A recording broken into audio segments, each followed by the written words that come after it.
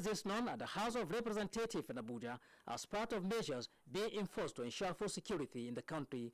Adeni said that the service had within 2 weeks arrested about 120 trucks smuggling food items from Nigeria, while the Economic and Financial Crime Commission stopped 21 food trucks from leaving the country. He said the truck drivers who have been target of attacks by hoodlums had threatened to declare a strike if the situation persisted.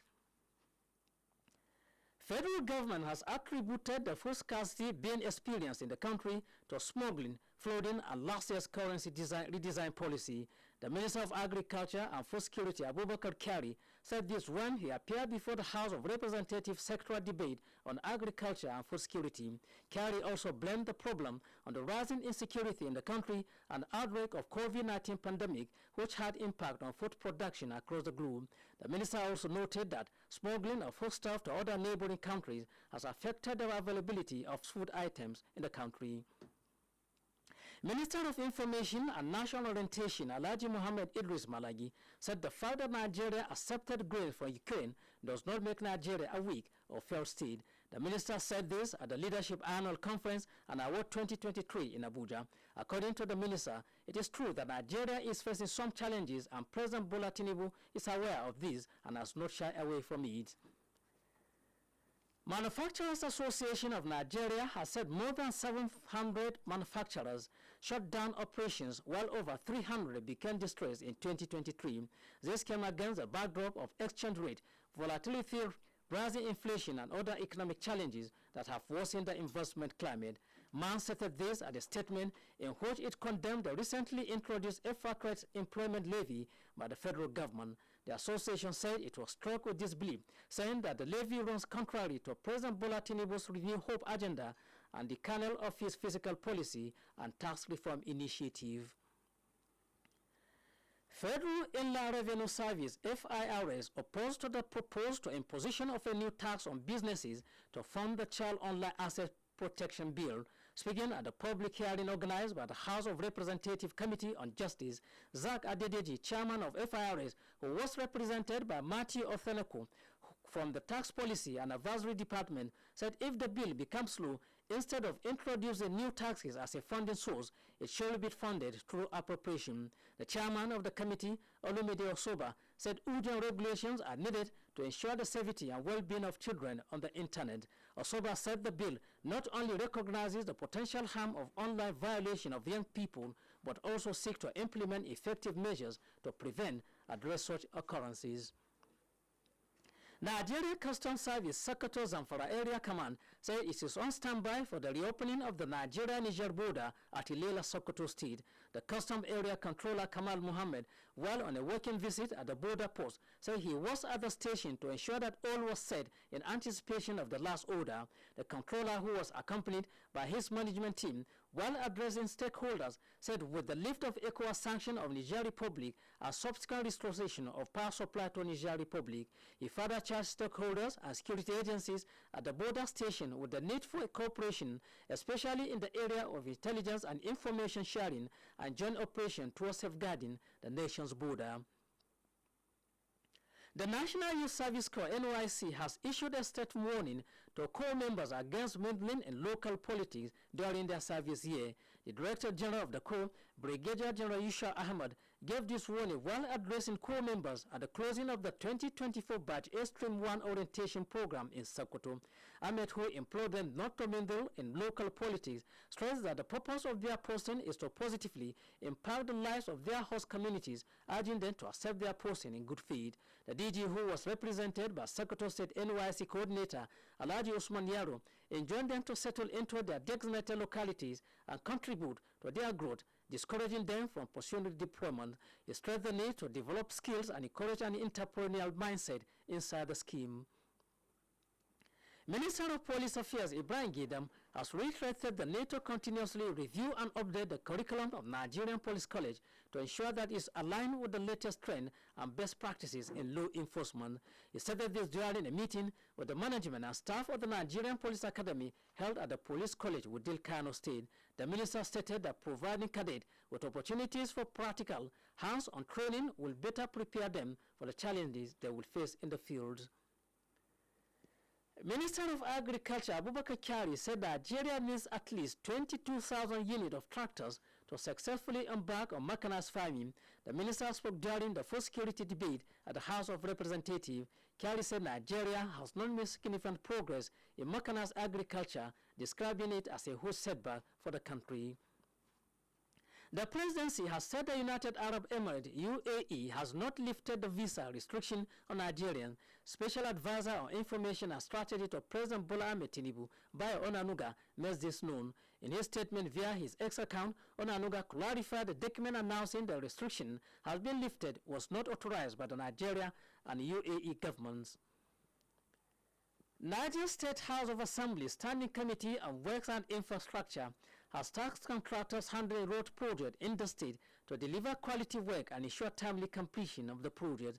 Chairman of the committee and member representing Boso constituency, Architect Suleiman Abubakar Gamna, stated this at the commencement of his oversight visit to various ongoing road construction sites in Kwantagora, local government area of the state.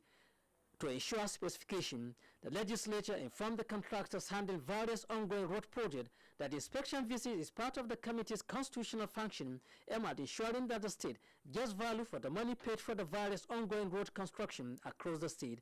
Architect Governor assured Najila that the committee will continue to monitor various ongoing projects in the state to ascertain the level of work done and that contractors deliver good and quality projects to Najilite to align with the new Niger agenda of Governor Muhammad Umar Bago administration.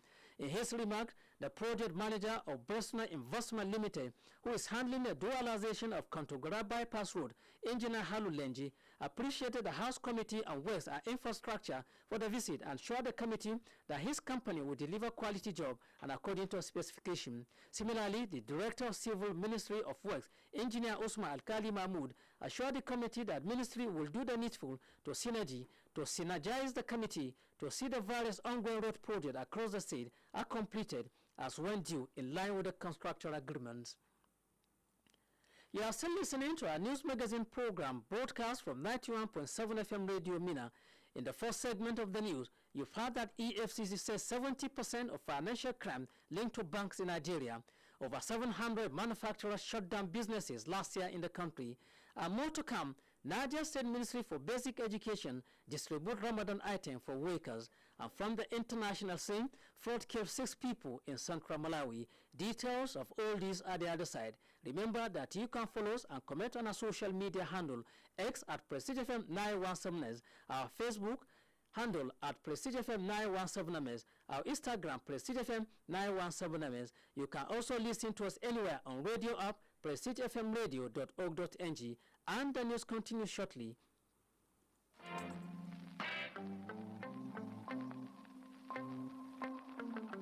Prestige FM 91.7 Mina, redefining broadcasting in Niger State. We keep watch on social, political, economic events of the close and faraway localities. We send accounts of events to the audience through creative reporting, commentary, features, and expos. Our stimuli not just informs, entertains, and educates, but enriches. Prestige FM Mina, ahead with the news.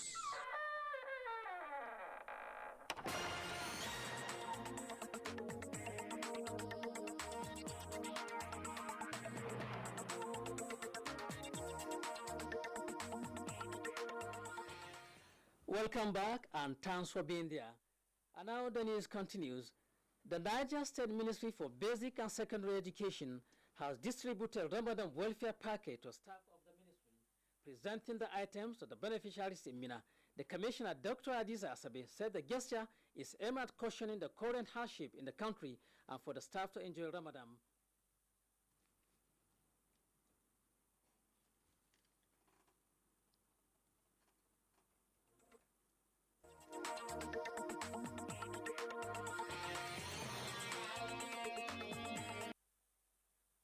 What we have here to give our staff is not much, but at least a mark of saying thank you to everybody for what we have been doing since we came. I want to believe that other ministries will emulate from what we are trying to do to our staff to make them happy.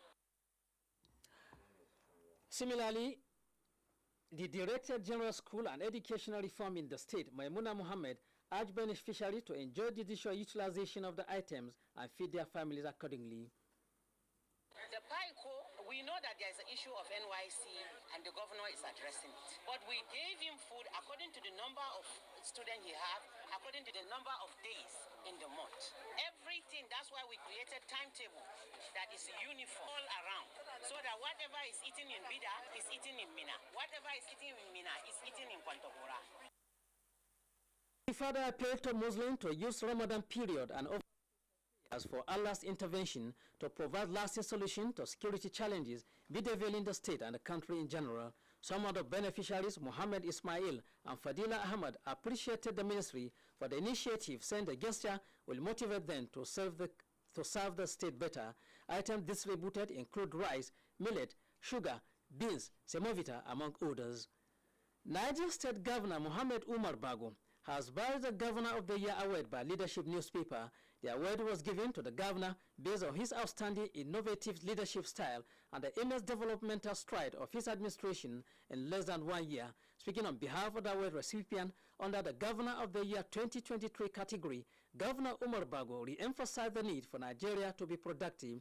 The governor, on behalf of the President Ahmed Bola Tinubu, Niger State Government, APC governors and ministers, as well as his family, announced the donation of 250 million naira academic scholarship to Awolu Salisu, a Keke Napep driver from Kano, who found and returned 15 million naira to a citizen of Chad Republic. President Bola Ahmed Tinubu, Governor of Benue, Katsina and Oyo State, as well as Peter Obi, were also award recipients of different categories at the annual conference and award of leadership newspaper in Abuja. A one-day workshop on the role of academic and non-academic staff in the polytechnic education has ended in Niger State Polytechnic Zungeru with the challenge of polytechnic workers to graciously guard their unique position in the society as determinant of the industrial economic growth of the country. The speaker and discussant at the workshop gave the chart in their separate presentation at the main campus of the Polytechnic in Zungeru. The lead speaker and senior lecturer at the Department of Science and Technology, Federal Polytechnic Bidda, Dr. Inda Umar Idris, said no nation ever developed its natural resources is out of using technical education as a tool, hence the need for industrial advancement of Nigeria to make the roles of polytechnic staff very crucial. This is our role. We teach. And when we say we teach, it's not only going to the classroom. It's far more than that. It involves supervision of seminars, projects, consultation with the student, mentoring the student. They are all part of the academic work. For research, you know, that is our biggest challenge. Maybe because we don't have what it takes to conduct a cutting-edge research. And that's why we're still very poor as a country. Another speaker and former permanent secretary of Niger State, Minister of Education Alhaji Mohammed Sani Baridi, emphasized on the civil service rule and condition of service and urged non-academic in the polytechnic to ensure professionalism and work in collaboration with academic staff. Earlier, the rector of Niger State Polytechnic Zungeru, Dr. Ibrahim Umar Kontagora, while declaring the workshop open, commended the College of Science and Technology of the institution, the organizers of the workshop, for his demonstration of commitment to staff development. Today, let us emphasize collaboration. Academic and non-academic staff must work hand in hand, recognizing that our collective efforts leads to student success. When we communicate openly, share ideas, and collaborate across departments, we create an environment where innovation thrives. Dr. Umaru Kwantagora stressed the need for collaboration and synergy among the polytechnic staff in order to encourage innovation, while he charged the polytechnic staff to make the academic, physical, and mental well-being of the student the main thrust of their activities. The Managing Director of Scientific Equipment Development Institute, SEDI, Mina, Professor Mohammed Baba Ndaliman, has congratulated the Emir of Mina, Dr. Umar Faruk Bago, on the occasion of his 67th birthday and 37 years anniversary on the throne. In his press statement issued to journalists in Mina, Professor Ndaliman said he was delighted to join the people of Niger State, especially the Mina Emirate, to celebrate the royal father. Professor Baba Ndaliman described the Emir as a peaceful and diplomatic leader who has brought positive changes to Mina Emirate and the state as a whole. The SEDI Managing Director of Mina commended the Emir for being an outstanding peaceful and diplomatic leader whose credentials as a statesman, lover of culture and tradition, and generosity have rubbed off positively on the people and their well-being. He prayed Almighty Allah to give the Emir good health, steady his feet on the right path, and ease his affairs as he continues to lead the people of his domain. The headquarters of Training and Doctrine Command of Nigerian Army Tradok Mina says it will commence conduct of its special range classification exercise at the military cantonment in Mina today. In a statement issued by the Acting Deputy Director, Army Public Relations, Lieutenant Colonel Sani Uba, said the exercise is aimed at improving the weapon handling skills and proficiency of the personnel. He appealed to residents of Sokaka Huta, Chanchaga, Shango, Bari Kinsali, Pakungu, Farming and Nobani communities around the range area are expected to keep off at least 3 kilometers from the range during one-day training exercise. The statement further advised the public not to panic on the hearing gunshot around the general area of Mina Military Cantonment Range. The Ajian Kuta Alhaji Zubairu Usman has joined the people of Mina Emirate Council to facilitate with the Emir of Mina, Alhaji Dr. Umar Faruk Bago, in his 67 years birthday and 36 years on the throne. Alhaji Zubair Usman, who is also the Beijing Mina, said the Emir has been able to entrench harmonious coexistence among the people irrespective of tribe, religion, or political affiliation. He described the Emir as devoted and respected traditional ruler who always concerned about the welfare and well-being of his subject. Beijing Mina, however, appreciated the fatherly role and support shown to traditional institutions in merit, and that such gesture will continue to be strengthened. He then prayed God Almighty Allah to give the Emir more years with good health. International Monetary Fund has endorsed the Central Bank of Nigeria's decision to increase the interest rate to 22.7%. The Monetary Policy Committee of the CBN at its last meeting raised the public rate by 400 basis points. The committee also voted to keep the cash reserve ratio at 45%, while the liquidity ratio was retained at 30%. The IMF gave the endorsement following the conclusion of its 2024 Article 14 mission to Nigeria. According to a statement of the fund, the IMF team led Axel Chamel Prefnin, mission chief for Nigeria, conducted decision with Nigerian authorities in Lagos and Abuja. Some lawyers and civil society organizations, CSOs, have called for the unbundling of the Office of the Chief Justice of Nigeria, CJN.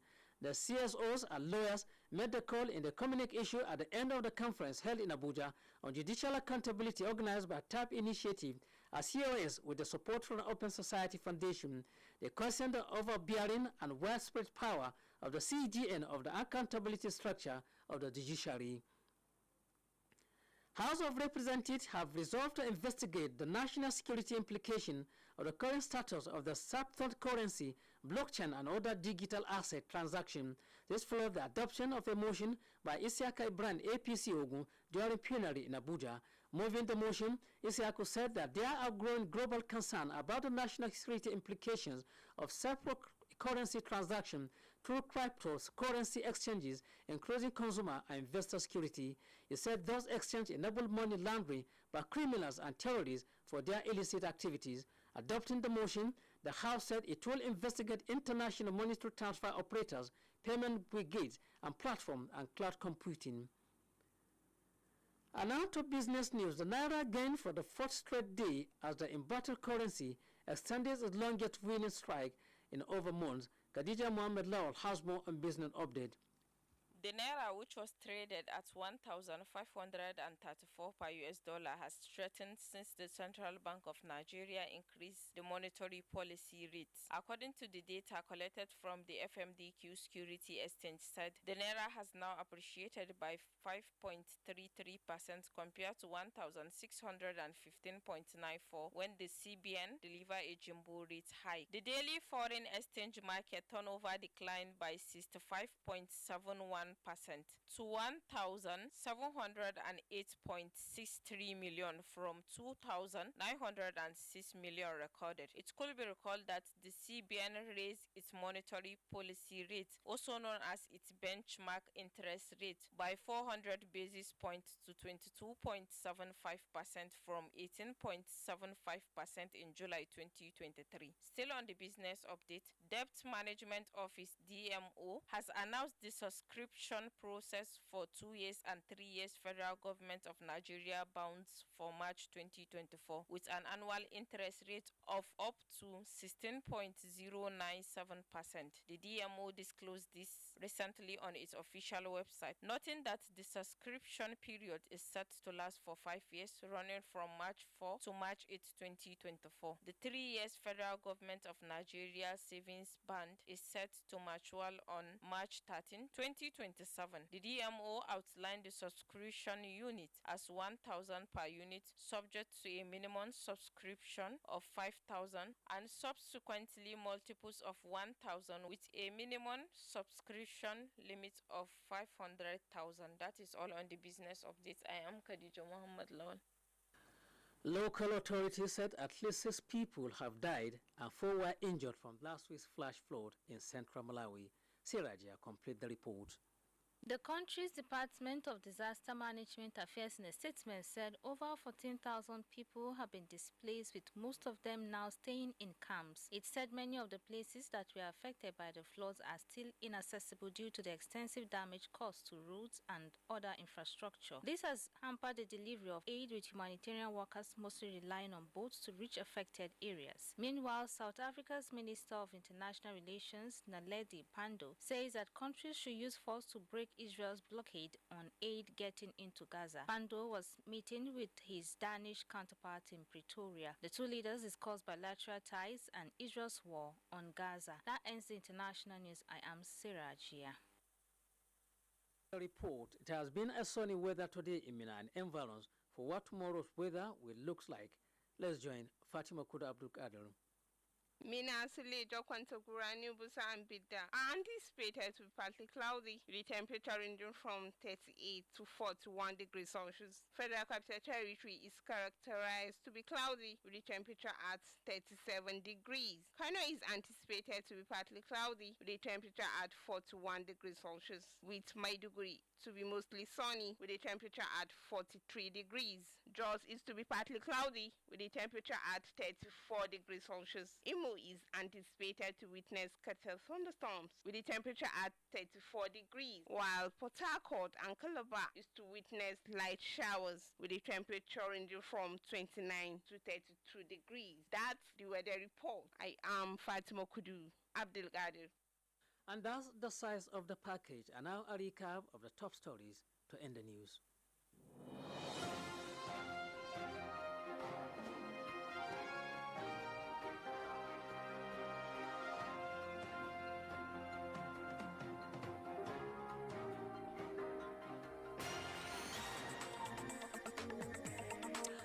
EFCC says 70% of financial crime linked to banks in Nigeria. Over 700 manufacturers shut down business last year in the country. Niger State Ministry for Basic Education distributed Ramadan items for vehicles. And from the international scene, flood killed 6 people in central Malawi. And thus, the news broadcast, a popular African proverb said a fish and bird may fall in love, but they cannot build a home together. On behalf of the news editor Yakub Mustafa Bina and the entire news production crew, the duty continuity announcer has been Sivinja. I am Yahya Muhammad. Good evening and thanks for listening.